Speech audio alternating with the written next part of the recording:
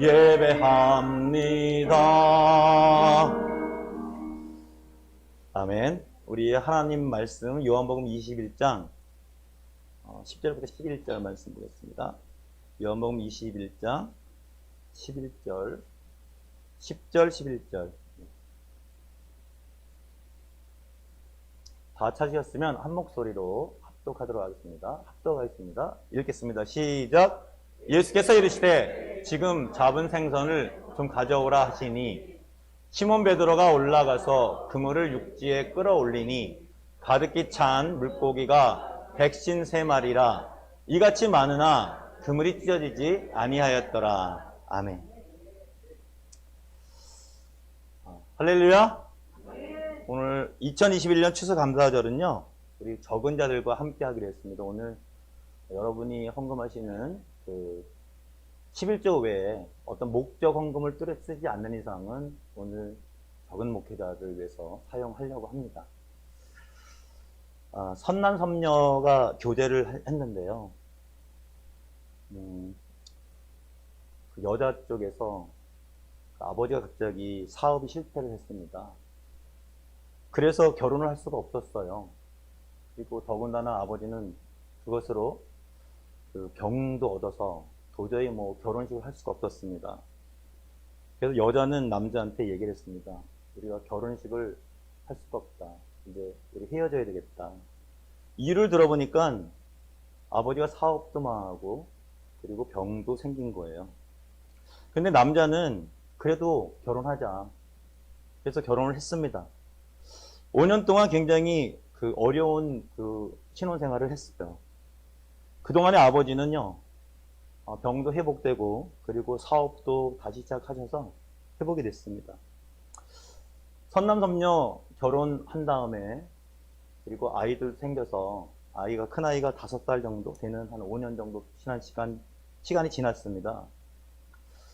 그런데 여자가 이렇게 살다 보니까 처음에 약속하던 남편의 월급을 갖다 주지 않는 거예요. 거의 반밖에 안 갖다 주는 것 아니겠습니까? 그래서 이제는 아이도 크고 학원비도 들고 그러다 보니까 힘든 상황이 돼버렸어요. 그래서 친정집에 놀러 갔는데 그런 부분을 어머니한테 얘기를 합니다. 하소연을 합니다. 엄마, 글쎄,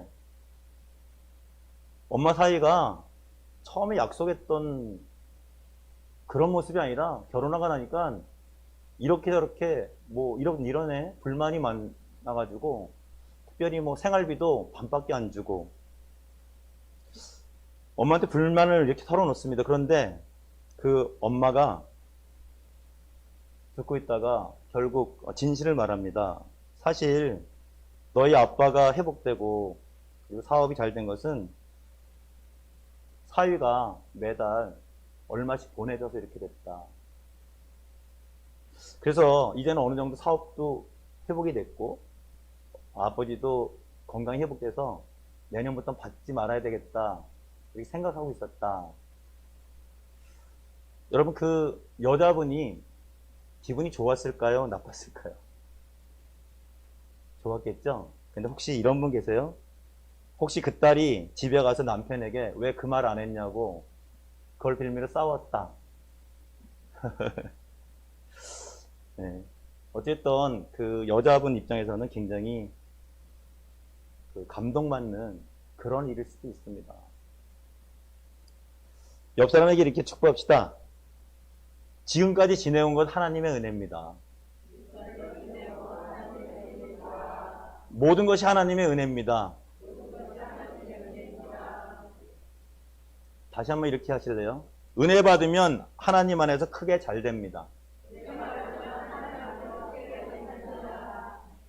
오늘 신명기 24장 19절 말씀 우리 보고 한번 지나갈게요. 신명기 24장 19절 말씀 한번 큰 소리로 한번 읽겠습니다. 시작. 네가 밭에서 곡식을 벨 때에 그 한 뭇을 밭에 잊어버렸거든. 다시 가서 가져오지 말고 나그네와 고아와 바보를 위하여 남겨두라. 그리하면 네 하나님 여호와께서 네 손으로 하는 모든 일에 복을 내리시리라. 아멘. 무슨 말씀인지 알겠죠? 이 모든 것이 하나님의 은혜이기 때문에 설령 조금 잊어버렸다고 해서 아쉬워하기보다는 그것을 내버려 두라는 겁니다. 세상에는 굉장히 돌보지 못하는 많은 자들이 있어요. 우리 크리스찬들이 해야 될 일 중에 하나가 그 일일 수도 있습니다. 오늘 본문에서 부활하신 예수님이요, 제자들 만났습니다. 여러분, 요한복음 21장 갈릴리 바다에서 제자들을 만나는 사건이에요. 그런데 제자들이 먼저 갔습니다. 먼저 가서 예수님 오시기 전에 뭐 했냐면 고기 잡으러 나갔습니다. 몇 명이서? 7명이서. 전직이 어부였습니다. 그래서 열심히 고기를 잡았는데 한 마리도 잡지 못했어요. 예수님이 옆에 계셨는데도 알아보지 못했습니다. 근데 예수님이 물어보세요. 얘들아, 고기를 많이 잡았느냐? 못 잡았어요. 그럼 오른편에 던져라. 그들이 뭐 왼편 오른편 꼭 왼편에만 계속 던졌겠습니까? 아니에요. 왼편 오른편 막 던졌을 거예요. 그런데 못 잡았어요. 근데 예수님이 던지라고 오른편에 던지라고 했을 때 던졌더니 그물이 묵직합니다. 찢어질 정도로 많은 고기가 잡혔어요. 그 숫자가 몇 마리? 여러분 잘 아시는 모나미 몰펜에 새겨진 숫자 153마리라는 거죠. 그런데 그 소리를 듣고 이제 보니까 예수님인 것이에요. 가장 먼저 발견한 사람이 베드로 친구 요한이겠죠.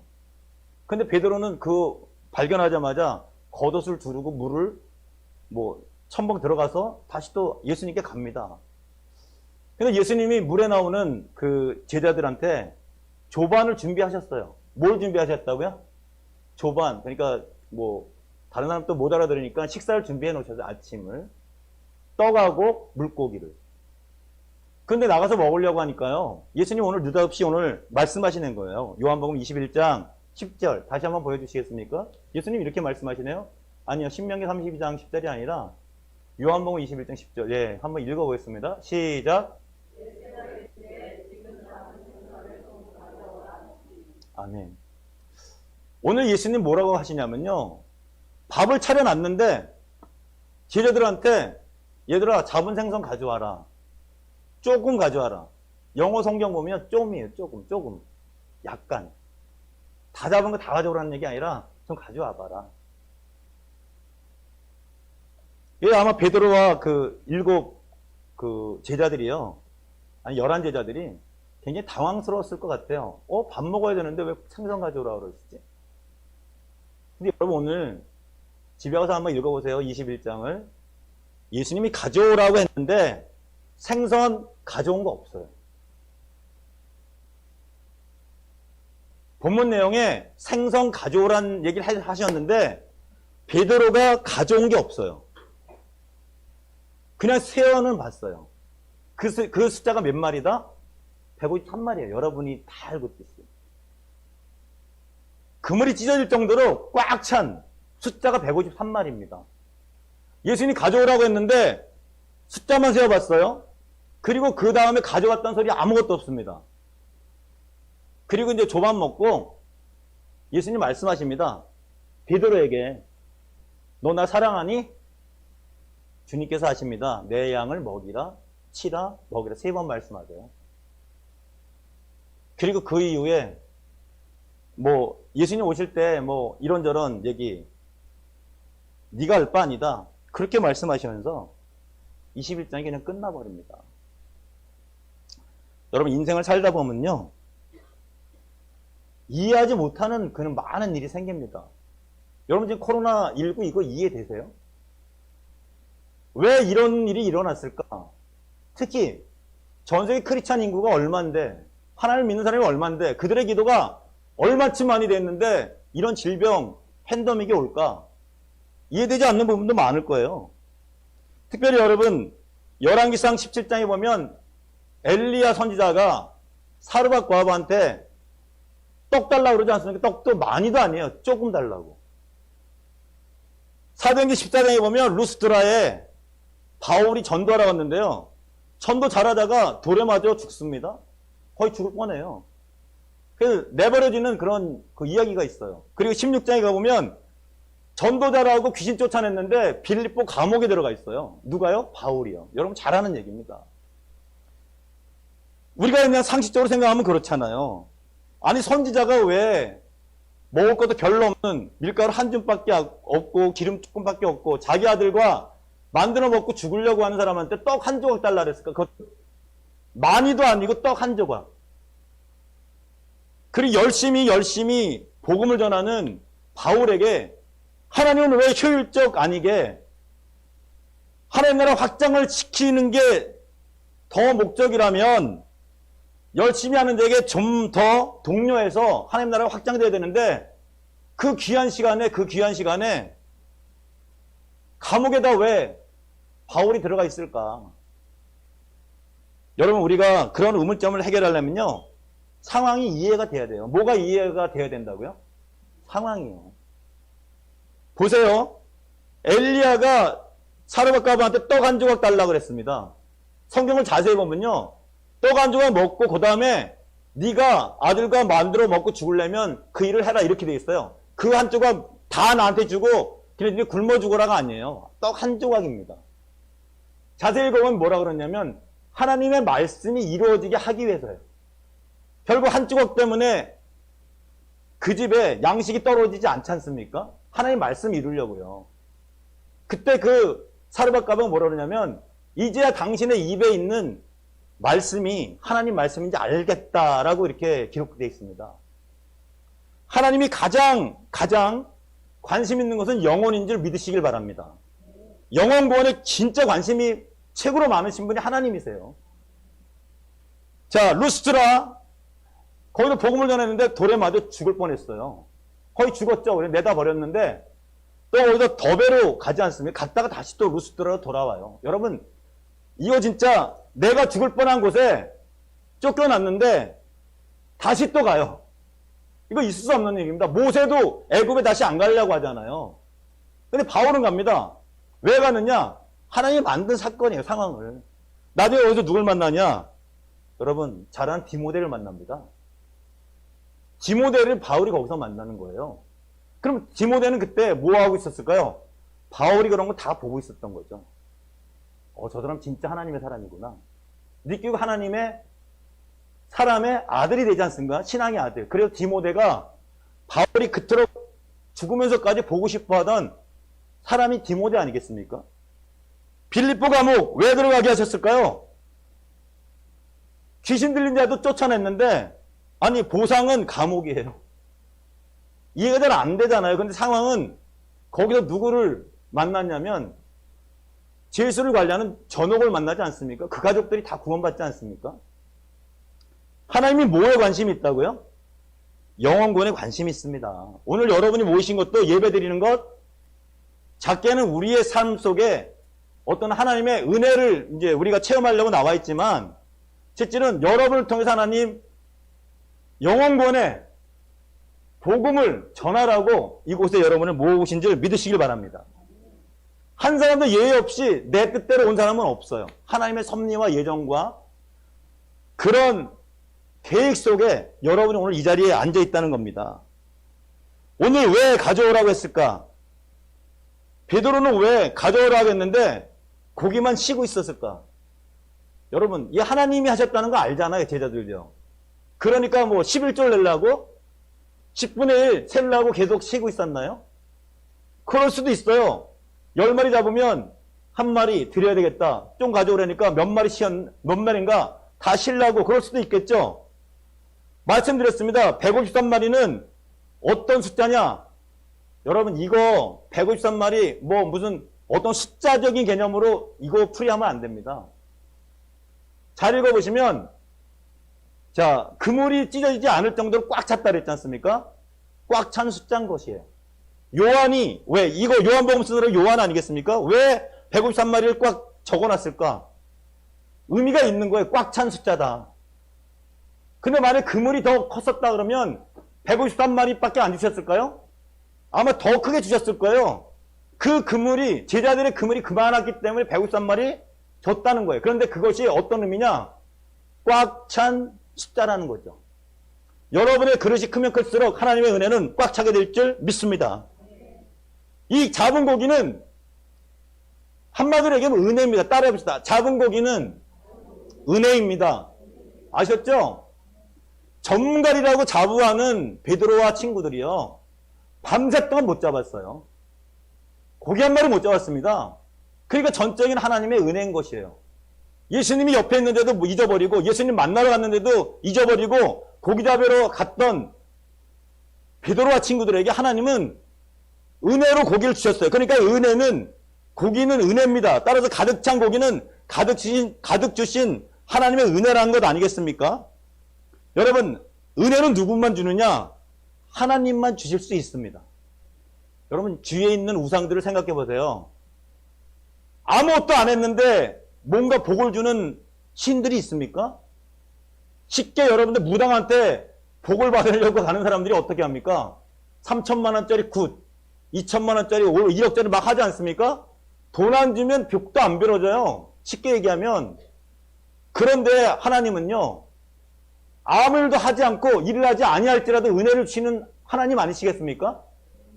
여러분, 우리가 구원받은 것, 우리의 공로로 구원을 받습니까? 아니잖아요. 전적인 하나님의 은혜인지를 믿으시길 바랍니다. 인정하시길 바랍니다. 그게 은혜 아니겠습니까? 오늘 고기는 이들이 잘한 거 아니에요. 오히려 예수님을 모르는 척했어요. 계신데도 몰랐습니다. 누군지 몰랐어요. 왜? 뭐에 팔려서? 고기 잡는데 팔려서, 세상적인 것에 팔려서. 그런데도 예수님은 그들을 국률이 여기셔서 얘들아 고기가 있니? 없습니다. 그러니까 오른편에 금을 내려라. 그래서 잡았더니 153마리예요. 경험상 베드로나 그 친구들이요, 이렇게 많이 잡혔을지 생각은 못했을 것 같아요. 그러면서 쉬다 보니까 어떤 것이 씌워졌느냐? 153마리 꽉 찬 숫자가 세워졌다는 거예요. 자기들도 너무 많이 세워졌으니까 요한이 기록한 것 아니겠습니까? 여러분, 고기 잡는 것이 하나님의 은혜라고 했습니다. 이들이 방황하고 있을 때 하나님은요, 만나 주셔서 그리고 그들의 방황을 끝이게 하셨습니다. 인생의 방황은요, 은혜의 하나님 만나면 끝나게 됩니다. 인정하십니까? 오늘 물고기 좀 가져오라 말씀하십니다. 상황을 보세요. 조반이 차려져 있어요. 물고기 갖다가 지금 뭐 요리 만드시려고 하는 거 아니에요. 그리고 이 세상의 주권자, 주인은 하나님인 줄 믿으시길 바랍니다. 그 주인이 뭐하러 답답해서 내 거를 가져오라 말라. 의미가 없어요. 이미 다 내 건데. 제자들한테도 뭐가 필요할까요? 필요치 않습니다. 제자들도 지금 조반이 차려져 있어요. 그냥 가서 먹기만 하면 됩니다. 오히려 물고기 가져오라는 게 귀찮을 수 있어요. 배고픈데. 상황적으로 보면 예수님한테도 필요 없고 제자들한테도 필요 없어요. 그런데 왜 가져오라고 했을까? 여러분 원문을 찾아보면 이 가져오라는 말은요, 공개하라는 말이에요. 공개하라는 말. 따라해봅시다. 공개하라. 가져오라는 게 공개하라는 거예요. 몇 말인지 전부 다 볼 수 있게끔 공개하라 그 얘기예요. 그러니까 베드로가 가져오질 않고요, 세기 시작한 거예요. 자기가 생각하는 숫자보다 많지 않습니까? 야, 이거 하나님의 은혜인데 10개까지는 자기가 인정한다고 쳐요. 제자들도요. 근데 이렇게 많지? 왜 이렇게 많지? 왜 이렇게 하나님의 은혜를 많이 주셨지? 아마 놀랐을 겁니다. 하나님의 경륜, 하나님의 놀라운 경이로움에 그들은 놀랐을 거예요. 그들은 숫자를 153까지 세면서 이런 생각을 했을지도 몰라요. 야고보 요한은 보아너게라고 하지 않습니까? 우레의 아들. 성질이 급하죠. 우리말로 얘기하면 지뢰 같은 성격이에요. 쉽게 얘기하면 욱하는 성격입니다. 근데 그 어머니가 뭐라 했습니까? 예수님이 왕이 되시면요, 우리 아들 영의정 자의정 시켜주세요. 이런 말 했었잖아요. 그런 것이 아마 굉장히 떠올랐을지도 몰라요. 베드로, 주는 그리스도십니다. 하나님의 아들이십니다. 주님 따라가는데 언제든지 따라가겠습니다. 이랬던 베드로가 십자가에 달려 돌아가실 때, 잡힐 때 어디가 있었습니까? 부인했잖아요. 저주까지 하면서. 그런 말이 아마 생각났을 거예요. 야, 이 고기 잡은 게 은혜인데 진짜 하나님이 나한테 어떻게 이런 은혜를 주셨지? 나다나엘은 뭐라 그럽니까? 갈릴리에 나사렛에 무슨 선한 것이 나겠느냐? 그러면서 따라가지 않으려고 했던 나다나엘. 도마는 어떻습니까? 내가 손으로 직접 보지 않고 찔러보지 않고는 절대 믿을 수 없다. 여러분, 도마가 의심 많지만 우리도 의심 많지 않습니까? 도찐객이에요. 근데 수많은 병자를 고치시고 산상수훈을 통해서 사람답게 사는 법을 들었던, 그리고 5병여 7병여의 12강조리가 남고 7강조리가 남았던 그런 기적을 봤던 이 제자들이요, 심지어는 부활체를 보고도 나서 예수님을 모른 척하는 그런 삶 속에서 받은 은혜이기 때문에 더 굉장히 그 은혜가 자기들이 잘못했던 많은 죄와 더불어서 오버랩되면서 그 숫자를 세면서 굉장히 그것이 생각이 났을지도 모르겠습니다. 처음에는 예수님께서 계셔도 몰랐던 그들이지만요, 이제는 아무도 그가 누구냐고 물어보질 않습니다. 자, 11절 아까 읽었습니까, 우리가? 12절 혹시 됩니까? 12절? 요한복음 복음 12절 한번 읽어보겠습니다. 시작.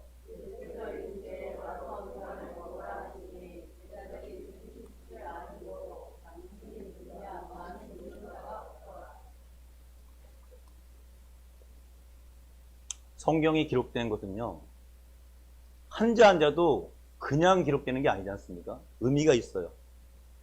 Who are you? 당신 누굽니까? 물어보진 않았어요. 사절에 보면 예수님이 옆에 서 있는데도 누군지 몰랐던 사람들이 고기를 세면서 얼마나 뭐를 하나님이 주셨는지 모르지만 예수님이 누군지 물어보지 않았어요. 왜 그랬을까요, 여러분? 생각해 보세요. 왜 당신이 하나님입니까? 예수님입니까? 이런 얘기를 안 했을까요? 말씀드렸습니다. 은혜는 누구만 준다고요? 하나님만 주십니다. 온전한 은혜는 하나님만 주십니다. 할렐루야! 이 세상 어떤 우상도 어떤 다른 신도 구원이라는 은혜를 줄 수 있는 신이 있어요? 없습니다. 여러분이 은혜 받았다. 내가 아무것도 안 했는데 나한테 줄 수 있는 그런 우상 덩어리가 있냐고요? 없습니다. 그렇기 때문에 이들은 은혜 주신 분이 누구라는 것을 물고기를 세면서 은혜를 세면서 깨달았던 거예요. 아, 이걸 주시면 하나님 맞다. 그러니까 물어보지 않았던 거예요. 왜 하나님은 미스테리 같은 인생에 이해되지 않는 순간들을 경험하게 하실까요? 지금 코로나19처럼 어떤 분은 병을 얻기도 하고요, 물질의 산을 통해서 힘들 수도 있습니다. 특히나 신앙 열심히 하는 크리스찬들에게도 이런 시기가 왔다는 거에 우리는 이해 못할 수도 있습니다. 무려 2년을 가고 있지 않습니까? 그런데 성경에 보면요, 이런 시간들이라는 건 왜 시간이 필요하냐? 하나님이 시간이 필요한 그 이유는 뭐냐면요, 저 나름대로 성경을 읽다 보니까 이런 생각이 드는 거예요. 하나님의 은혜를 생각하라고 시간이 있는 거라. 여러분 보세요. 야곱이 에서와 형이잖아요. 야곱, 에서 형제지간이잖아요. 쌍둥이지 않습니까? 장자권도 뺏고 모두 뺏고 막 이렇게 굉장히 세상적인 거를 하다가 라반 집에, 외삼촌 집에 갔다가 라반한테 신나게 당하고, 그래도 재산이 생겨가지고 아내와 자식들을 데리고 야복강가 이제 건너서 분이엘이라고 하는 곳에 에서를 만나러 이제 예정이 됐지 않습니까? 근데 세상적인 방법으로 굉장히 고민스러운 거예요. 왜? 에서 형이 나를 죽일 것 같으니까. 그래서 밤새도록 야복강가에서 누구랑 씨름을 합니까? 하나님의 사자, 그죠? 환도뼈가 부러져 나갔어요. 그럴 정도로. 그런데 중요한 것은 그 밤새 동안 싸우면서 뭐라 그러냐면, 당신이 나한테 복을 주지 않고는 절대로 갈 수 없습니다. 근데 이름까지 이스라엘로 고침받고 결국에는 에서형을 만나지 않습니까? 그 다음날. 그런데 걱정 아무것도 하던 것처럼 되지 않고 오히려 그냥 형님 얼굴 보니까 하나님 얼굴 보는 것 같습니다. 이 정도로 너무나 해피엔딩으로 끝나요. 그러면 하나님은요, 야곱에게 왜 야복강가에 그 시간을 주셨을까? 야복강가에서 사자와 싸우면서 야곱은 어떤 생각을 했을까? 여러분, 하나님의 은혜를 생각했을 거예요. 여러분 지금 오늘 그 기도자도 다니엘 기도에 대해서 지금 기도했지 않습니까? 그저께 금요일 날 장세호 목사라고 히브리 대학 뭐 박사 받으신 분 간증했죠. 테러 때문에 몸이 만신창이가 됐는데 혼 상태에 있다가 이제 어느 정도 뭐 피부 이식도 하고 그러다 보니까 너무 아파가지고 의사한테 얘기했더니 의사가 그런 말 하더라지 않습니까? 당신이 아프다는 것은 살아있다는 증거다. 할렐루야. 때로는 고난의 시간을 하나님이 우리에게 주십니다. 시간이 길고 짧고가 문제가 아니에요. 왜 주시는가? 하나님이 사랑하는 자녀이기 때문에 주신 줄 믿으시길 바랍니다. 그 안에 뭐를 생각하라고? 고통을 통해서 하나님의 은혜를 생각하라는 거예요. 여러분, 요셉은 왜 감옥에 2년 동안 가 있었을까요? 물론 술 맡은 관원장을 만나려고. 그래서 애굽의 총리가 되려고 하나님이 예정한 플랜 속에 들어간 것 아니겠습니까? 근데 왜 시간이 2년일까? 보디바르 집에 11년 있었고 2년 있었으니까 13년 됐으니까 30살에 총리가 되지 않았겠습니까? 왜 하필이면 2년일까? 그 사람에게는 2년이 필요했던 거예요. 감옥에서 무슨 생각을 했을까요? 아, 내가 성적인 것도 이렇게 멀리하고 정직하게 살아왔는데 감옥에 들어왔어. 왜 그랬을까? 원망 불편하고 있었을까요? 처음에 그랬을지도 모르겠습니다. 그런데 점차 2년 동안 2년의 세월 동안 하나님에 대한 은혜로 자기 자신이요, 마치 조개가 진주를 품듯이요, 진주를 만들어내듯이 그런 고통 속에서 하나님의 아름다운 은혜를 체험했을 겁니다. 그러니까 총리로 발탁이 되고 세계를 구한 요셉이 되지 않았습니까? 아브라함은 왜 3일 동안 이삭을 데리고 모리아 산으로 갔을까요? 왜 3일의 시간이 필요했을까요? 하나님은요, 그 사람 상황에 따라서 하나님의 은혜를 세라고 그 시간을 주신 줄 믿으시길 바랍니다. 여러분, 코로나 바이러스가 굉장히 무서워요. 그러나 그럼에도 불구하고 이것을 왜 크리스찬들에게 주셨을까? 이 시간 우리가 해야 될 건 뭘까요? 하나님의 은혜를 세는 시간이 되어야 될 줄 믿습니다. 여러분, 하나님의 은혜를 생각하고 하나님의 은혜를요 깨닫게 되면요 크게 잘 된다고 우리가 첫두에 인사했잖아요. 맞습니다. 성경은요 하나님의 은혜를 생각하고 하나님 믿기 전과 하나님 믿고 나서의 삶을 기록한 게 성경 아니겠습니까? 그리고 간증자들의 삶이 다 일치합니다. 그 모든 것이. 한번 따라해 볼게요. 인생의 방향은 하나님 만나면 끝이 나고 더 큰 은혜의 복은 더블레싱 교회 예배에서 시작됩니다. 이건 제 생각입니다. 하나님이신 예수님께서 베드로에게 그리고 함께 있는 제자들에게 고기를 가져오라. 원문을 찾아보니까 가져오란 게 아니라 그랬죠. 공개하라. 여러분 이것을 기억하십시오. 공개하라. 기억하라. 그 얘기입니다. 그리고 이후에 사도행전에서 그들은 어떤 일을 하냐? 놀라운 하나님의 일을 합니다. 말 못하던 베드로가 말 잘하고요. 논리적이었고 그가 가서 마치 예수님처럼 사역을 시작합니다. 병든 자에게 손을 얹은 즉 낫는 역사가 일어나고 귀신이 쫓겨가는 놀라운 일을 믿으시길 바랍니다. 그 사람뿐입니까? 하나님의 일을 하는 은혜를 깨달은 사람들은요.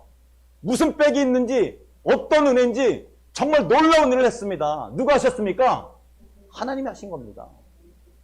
그들의 능력이 아니에요. 아, 하나님의 일은 내가 하는 게 아니라 하나님이 하시는구나. 어느 때 느꼈을까요?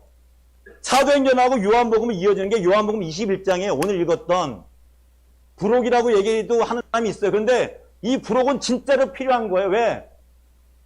하나님의 은혜를 깨닫지 못하는 사람들이 하나님의 은혜를 깨닫고 어떻게 사는 것인가?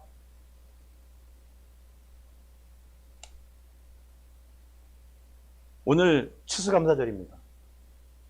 이 추수감사절은요, 미국은 청교도들이 메이플라워라고 하는 신앙의 자유를 찾아서 미국을 이제 도착했지 않습니까? 그리고 하나님의 은혜로 이제 곡식을 이제 거두고 그래서 칠면조 이런 거 잡는 날이 바로 추수감사절이에요. 다음 주 돌아오는 목요일이 그들은 추수감사절 시작입니다. 그날입니다. 근데 한국은 조금 당겨서 셋째 주 주일날 대부분 하고 요새 개별적인 교회들은 우리나라는 그 상황이 잘 안 맞으니까 뭐 10월 초에 하는 사람도 있고요. 뭐 초에 뭐 마음대로입니다. 추석 때 같이 하는 사람들도 있고. 어떤 사람은 안 하기도 합니다. 왜? 미국 풍습이기 때문에. 저는 이 생각을 해봤어요. 왜 이렇게 우리는 많은 감사주의를 할까? 추석도 하고 설날도 하고, 그죠? 이런 의미로 생각을 한다면 좀 더 행복하지 않을까요? 하나님의 은혜를 공개하라. 기억하십니까? 많으면 많을수록 왜 하나님의 은혜를 계속 공개할 수밖에 없을까? 그물에 아까 153마리가 찼는데 이미 다 찬 거예요. 그러니까 또 공개할 수밖에 없지 않습니까? 하나님은 그릇이 준비는 대로 은혜를 꽉 채워주시는 하나님인 줄 믿으시길 바랍니다. 그러니까 이렇게 생각하면 은혜가 더 되는 거예요. 아, 그물이 찼으니까 은혜가 찼으니까 공개하라고 하시는구나. 감사가 많으면 많을수록 좋은 것이란 그런 얘기 아니겠습니까?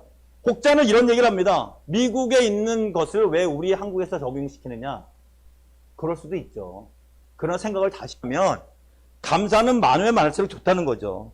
성경에 보면 하나님께서는요, 하나님의 은혜를 기억하는 사람들을 기뻐하십니다. 믿으십니까? 사실 하나님의 은혜를 기억한 것을 기록한 것이 성경이에요. 그렇지 않습니까? 하나님의 은혜를 기억하고 기록한 게 성경이에요. 결국은 하나님이 하셨다. 하나님이 주인이다. 하나님이 왕이시다. 이 얘기가 성경 아니겠습니까? 특별히 출애굽기에 보면 신명기 두 번째 설교하는, 두 번이나 설교하는, 뭐 정리하는 그런 모세가 하는 얘기 아니겠습니까? 32장 1절부터 47절에 쭉 보면요, 이스라엘 백성들의 못된 점이 막 나옵니다. 너희는 하나님을 믿지도 않고 하나님을 거역도 하고 막 이랬다. 그런데 놀랍게도 하나님은 너희들을 위해서 은혜를 베푸셨다. 이게 신명기 32장의 내용이에요. 특별히 어디를 볼까요? 32장 10절부터 12절 한번 보겠습니다. 큰 소리로 한번 읽겠습니다. 시작.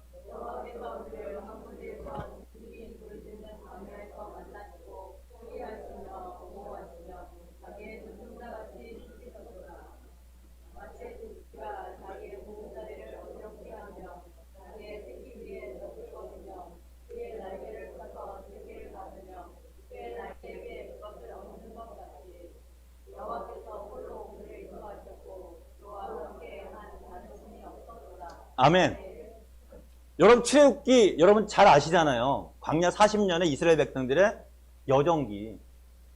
근데 거기서 하나님의 은혜가 없었다면 이스라엘 백성들 살았을까요? 죽었을까요? 나오지도 못하게 다 죽었어요. 전적인 하나님의 은혜인 줄 믿으시길 바랍니다. 근데 그 나왔던 얘기를 모세는 죽기 전에 다시 한번 이스라엘 백성들에게 얘기하는 겁니다. 왜 이야기할까요? 앞으로 가나안 땅에 들어가는 여호수아와 이스라엘 2세들을 위해서 이 얘기를 하는 거예요. 얘들아, 하나님이 이렇게 하셨어. 그러니까 걱정하지 마. 언제나 하나님이 함께 하실 거야. 은혜를 주실 거야. 그러니까 척박한 땅 가나안 땅에서도 하나님이 함께 하시면 너희들은 분명히 승리할 수 있어. 오늘도 153마리 시라는 이야기가 뭡니까? 과거에 많이 받았던 은혜, 153마리는 개인적인 만약에 그 숫자라면요, 어떤 사람은 153마리 못 셀 수도 있어요. 왜? 나는 하나님께 받은 은혜가 50밖에 안 돼. 어떤 사람은 지금 나는 20개밖에 안 받았어. 153마리까지 갈 수가 없는 사람도 있을 거예요. 이렇게 생각하시면 됩니다. 받은 은혜, 앞으로 받을 은혜, 그리고 더 이상 숫자가 안 세워지는 153마리까지 못 가는 사람들은 남는 은혜 아니겠습니까? 어쨌든 은혜를 센다는 것 자체가 하나님이 나와 함께 하신다는 그런 의미 아니겠습니까? 모세는 이스라엘 백성들에게 신명기 32장 쓰면서 그런 의미에서 기록한 거예요. 그래서 하나님이 기뻐하는 것 아니겠습니까? 특별히 32장 47절을 볼게요. 신명기 32장 47절 크게 한번 읽겠습니다. 시작.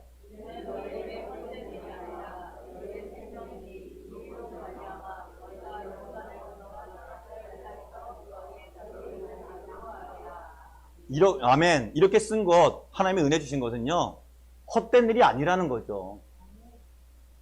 지나간 과거 역사를 보면 지금의 내 상태를 알지 않습니까? 가브리엘 마르셀이 얘기했듯이 내 과거의 성실함이 지금의 날 삶이에요. 내가 지금 성실하게 살면 내 미래의 삶이 보이는 겁니다. 이스라엘 백성들에게 함께 하셨던 성실의 하나님이 어떻게 하셨는지를 보면 미래의 내 모습도 이스라엘 백성들에게 크리스찬에게 하는 하나님의 은혜가 보이지 않겠습니까? 그런 의미에서 모세가 썼어요. 희망을 주기 위해서. 지난주 설교 기억나십니까? 하나님의 모략이 어떤 것이냐? 개개인 환경을 다 파괴하시는 하나님이세요. 처음에. 간증자들 보셨죠? 다 파괴합니다. 왜? 하나님 뜻대로 하게 하려고. 그리고 축제를 주십니다. 기적을 주십니다. 그 다음에 다른 사람에게 희망을 주시는 것 아니겠습니까? 이게 하나님의 모략이에요. 여러분에게 지금 내 자신이 파괴되고 내 환경이 파괴된다. 하나님이 축제를 주시려고 복을 주시려고 그런 줄 믿으시길 바랍니다. 그리고 여러분이 간증의 주인공이 되면 그것을 통해서 다른 사람에게 간증거리가 되고 희망을 주는 것 아니겠습니까? 성령이 있는 많은 사람들은 그런 것을 거쳤던 사람들이에요. 오늘도 모세가 왜 그런 일을 썼을까? 기죽지 말라는 거예요. 척박한 땅에 들어가더라도 하나님이 함께 하실 것이다. 과거의 하나님이 지금도 함께 하시며 미래도 함께 하실 것이라는 자신감을 주지 않습니까? 153마리를 셀 때 제자들은 어떤 생각이 들까요? 아, 맞아. 하나님이 이랬지. 한 마리 세면서 아직도 그러면 이렇게 많은 은혜가 남았다는 얘기야? 그러면 내가 두려워할 게 없네. 그러면서 자신 있게 복음을 향해서 나가지 않았을까요? 하나님이 가장 좋아하는 게 뭐라고요? 많은 사람이 구원받는 것 아니겠습니까? 진리를 아는 것 아니겠습니까? 여러분 여호수아 12장을 보게 되면요.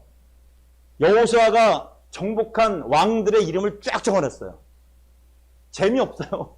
가보면 7절부터 무슨 왕 해가지고 몇 명을 적어놨냐면 31명을 적어놨습니다. 이게 하나님이 하셨다는 증거예요. 왜 적어놨을까? 그냥 재미없는 이야기를 적어놨을까요? 아닙니다.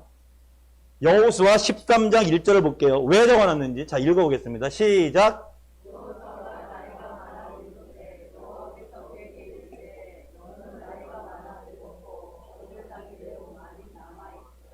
아멘.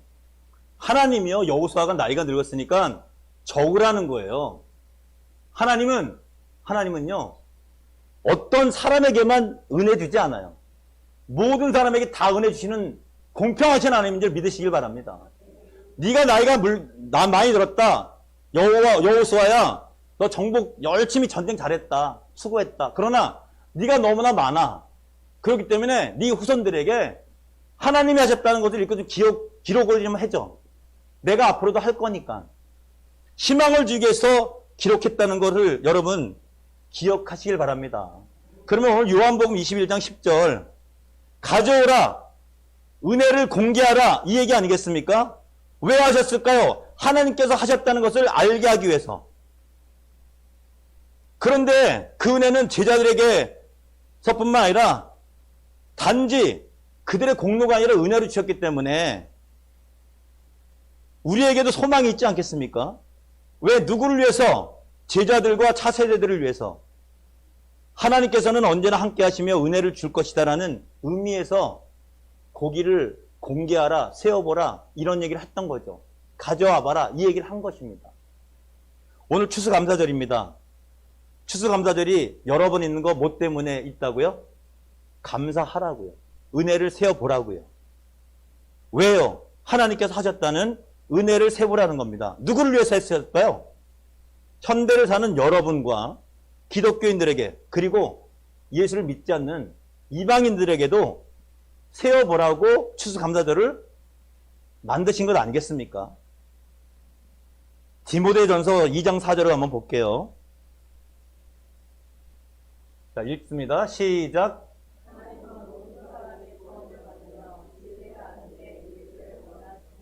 아멘. 인정하시죠? 그러니까 추수감사절에는요, 여러분에게 베푼 하나님의 은혜를 세보시길 바랍니다. 저도 우리 홍세 전사님 암병 재발되지 않고 전이되지 않고 확실하게 고쳐주신 걸 감사드립니다. 여기에 뭐 말은 많이 안 해도요, 여러분 한 가지 한 가지 여러 가지가 굉장히 간증거리가 있을 거예요. 세어보십시오. 그리고 우리가 이 말씀을 통해서 한 가지 팁으로 알아야 될 것은요, 베드로의 그 행동처럼 하나님의 은혜에 민감해야 된다는 거예요. 왜 그러냐면 여러분 21장을 처음에 읽어보면 베드로 얘기만 나오잖아요. 사실 여러분 그렇게 생각하지 않으셨어요? 베드로에게 물어보지 않습니까? 네가 날 사랑하니? 이거 많이 기억하실 거예요. 처음에 보면 주님께서 아십니다. 네가 날 사랑하니? 3번 하니까 뭐 사랑이 종류 정도로 막 해가지고 뭐 이것은 아가페다 뭐 어떻게 얘기해서 결론이 뭐 이렇게 나오지 않습니까? 근데 성경을 계속 읽어보면요, 이 베드로 얘기가 아닌 것이에요. 베드로가 왜 그런 집중을 받았을까? 단지 예수님을 3번 부인했기 때문에 그런 것도 있겠죠. 그러나 은혜를 갖다가 파악하는 그런 의미에서 다른 제자들보다는 베드로가 어떻게 됐냐? 하나님 은혜에 민감했던 거예요. 겉옷을 다시 입고 물속에 뛰어들어가질 않나? 그죠? 그리고 그 하나님 복음을 전하는 데 있어서 굉장히 다른 제자들보다 조금 더 민감했을 뿐이에요. 여러분 어제 그 강내우 지휘자 그 간증 들으셨죠? 다니엘 기도회. 안 들으셨습니까? 이분이 뭐 좋은 대학도 안 나왔더라고요. 세종대학교 나왔는데 뭐 지금 굉장히 세계적인 그 지휘도 하고 그리고 성화가 돼 있는데, 뭐 흔히 말하는 뭐 성화가 할 때 마스케라라고 이 소리가 열리는 그런 것을 뭐 어떤 진짜 어떤 한 부분에 의해서 하나님이 그 은혜를 주셨는데, 저는 그때 들으면서 이런 얘기가 생각이 나더라고요. 그 많은 성악가들이 모인 한인교회에서 90%가 전부 다 성악가인데 아무도 큰 소리로 기도를 안 하고 찬양을 안 하고 한국어로 찬양을 안 할 때 자기는 하나님을 위해서 그것을 했다는 거죠. 그리고 그런 마음을 가지고 뭐 어디 입상을 해가지고 그 다음부터 하나님 영광을 드러내는 찬양을 하겠습니다 그랬더니 하나님이 그러셨대잖아요. 그러지 말고 지금부터 찬양하면 안 되니? 깨달음이 있었던 거예요. 자기가 성악을 배우는 것도 하나님의 은혜라는 것. 뭐 어렸을 땐 줄담배를 피고 술 많이 먹고 이런 얘기도 많이 하더라고요. 우리 모두가 다 이해되는 그런 부분 아니겠습니까? 누구나 그리스도 안에 있으면 새로운 피조물이 될 줄 믿습니다. 그 자체가 은혜 아니겠습니까? 은혜를 받은 사람이 은혜에 민감하다 보니까 다른 성악가들이 생각하지 못한, 그 한인교회 90%가 생각하지 못한 그것을 생각하고 감정을 가질 때 하나님이 진짜 소리를 갖다 튀게 만들고, 그 이후부터 어떤 일을 합니까? 매일 일체에서 떨어졌던 콩쿨 대회가 연속으로 8번 입상이 됐다? 이건 아마 기록일 겁니다. 다른 친구가 그랬대요. 아니, 거기 실력자들이 안 갔나 보다. 여러분, 실력자들이 안 가게 한 것도 하나님의 은혜를 믿으시기 바랍니다. 그 사람이 간증하니까 그렇게 하는 거지, 얼마나 소리가 열렸으면 심사위원들은 바보입니까? 겸손해서 그런 거야. 하나님의 영광을 드러내려고 그런 얘기 하는 거죠.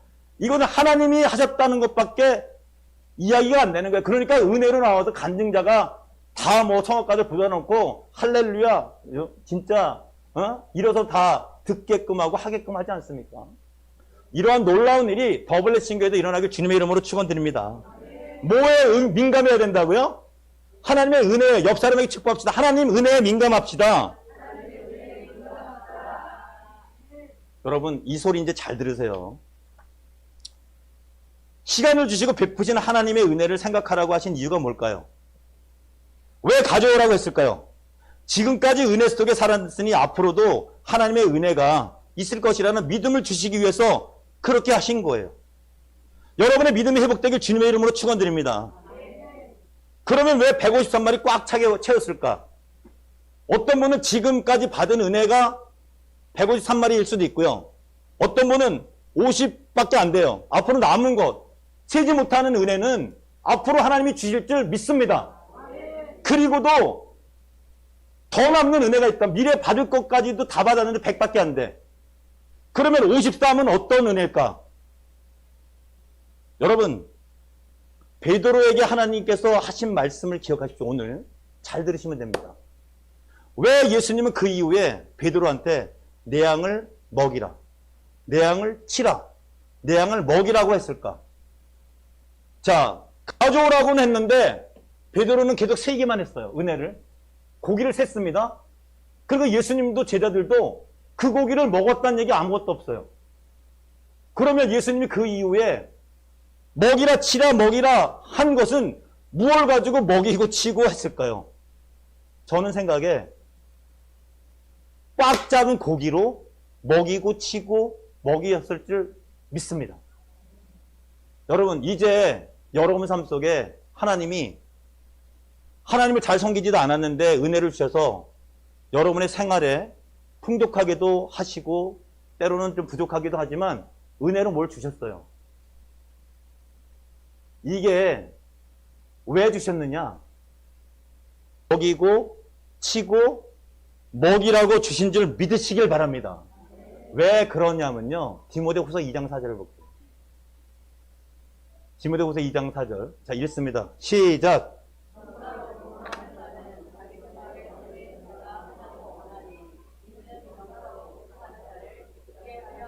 아멘. 군사를 모집한 자는 누가 책임져 줍니까? 우리가 지금 군대 가는 사람들, 나라에서 책임져 주죠? 마찬가지입니다. 예수님의 군사는 모집한 자가 누굽니까? 예수님 하나님이시니까 누가 책임져 줘요? 하나님이요. 제자들이 그걸 알았던 거예요. 아, 하나님의 은혜구나. 그래, 앞으로도 계속 하나님이 책임져 주실 건데, 스토리가 그렇지 않습니까? 가져오라 그랬는데, 고기는 가져가지 않았어요. 그리고 예수님이 베드로에게 얘기합니다. 내 양을 치라 먹이나 치라. 뭐 가지고 치고 먹이고 쳤을까요?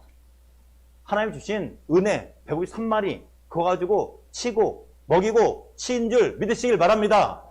여러분 걱정할 필요 없어요. 하나님이 일을 하면 하나님이 가장 관심 있는 건 영혼권이기 때문에 여러분의 먹고 사는 것은 풍족하게 해주실 줄 믿습니다. 나머지는 누구 것이냐? 그러니까 갑자기 예수 믿고 열심히 하던 사람이 은혜 받았는데 부자가 되니까 교만 떠는 것, 그거 굉장히 잘못됐다는 얘기를 지금 제가 하는 거예요. 추수감사절을 통해서 낮은 자에게 나눠주고 정말 하나님 원하는, 기뻐하는 복음을 전하는 일에 최선을 다하시길 주님의 이름으로 축원드립니다. 하나님, 오늘도 요한복음을 통해서 저희들에게 은혜 주셔서 감사합니다. 가져오라 했을 때 이 가져오라는 것은 은혜를 세라는 뜻으로 우리가 오늘 말씀을 나눴습니다. 지금도 가져오라, 은혜를 세어라. 은혜를 민감하게 받는 자들은 정말 하나님께서 큰 복을 더 주신다고 하셨습니다. 하나님, 이 받은 복 나 혼자 소유하지 않고 어려운 자들과 낮은 자들과 소외된 자들과 나눌 수 있게 은혜의 마음을 허락해 주시옵소서. 이 모든 말씀 우리 주 예수 그리스도 이름으로 기도드렸습니다. 네, 우리 오늘은 말씀드렸지만 11조 외의 헌금은요 전부 다 낮은 자들을 위해서 함께 사용하도록 하겠습니다. 우리 교회가 풍족해서 그런 게 아니라 하나님의 말씀대로 한번 해보는 겁니다. 자, 우리 그리고 다니엘 기도에 한 10명, 14명 사이를 많이 이제 참석했는데 유일하게 초등학교 4학년짜리가 딱 있어요. 여러 명이 완주를 했지만 제 마음속에 가장 작은 자, 적은 자이기 때문에 잠깐 나올래요? 저는 오늘 제가 한번 용돈을 주려고 합니다. 오늘까지 나와야만 이렇게 효력이 있는 거예요. 자, 그리고 용돈을 받았으니까 오늘 헌금을 위해서 특별히 우쿨렐라 찬양을 합니다. 나와서 특주를 좀 해주세요. 네, 같이 나오시고. 자, 우리 특주 하는 동안에 우리 헌금을 함께 올리도록 하겠습니다.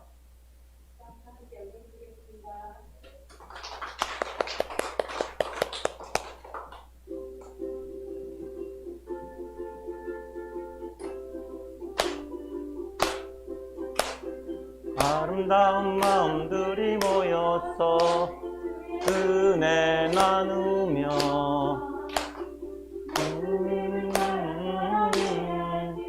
우리 서로 사랑해. 하나님이 가르쳐준 한 가지, 내 이웃을 내 몸과 같이 사랑해요. 미움 다툼 시기 질투 버리고 우리 서로 사랑해. 이 다음에 예수님을 만나면 우리 뭐라 말할까? 우리 서로 사랑해. 하나님이 가르쳐준 한 가지, 내 이웃을 내 몸과 같이 미움 다툼 시기 질투 버리고 우리 서로 사랑해. 아멘. 감사합니다. 우크렐레라도 잘하네요. 그리고 무엇보다도 교회 소식 보시면요, 저희 교회 교인은 아니지만 이렇게 중보기도 부탁하시는 분들 참 많더라고요. 그래서 그런 분들을 위해서 계속 기도하시면 되겠습니다. 여러분, 우리가 받은 은혜 민감하면요, 내 교회 내 식구보다는요 사실 모든 하나님의 백성, 더군다나 하나님을 알지 못한 사람한테 더 관심이 있거든요. 그래서 여러분의 삶이 정말 은혜에 민감한 그런 사람 삶이 되길 주님의 이름으로 축원드립니다. 하나님, 저희들이 헌금을 드렸습니다. 이 헌금이 쓰여지는 곳곳마다 하나님 나라가 확장되게 도와주시고 또 하나님 나라가 더욱더 건설되는 놀라운 역사들이 일어나게 복을 허락해 주시옵소서. 이 모든 말씀 우리 주 예수 그리스도 이름으로 기도드렸습니다. 아멘. 다 같이 축복합니다. 주님의 사랑으로.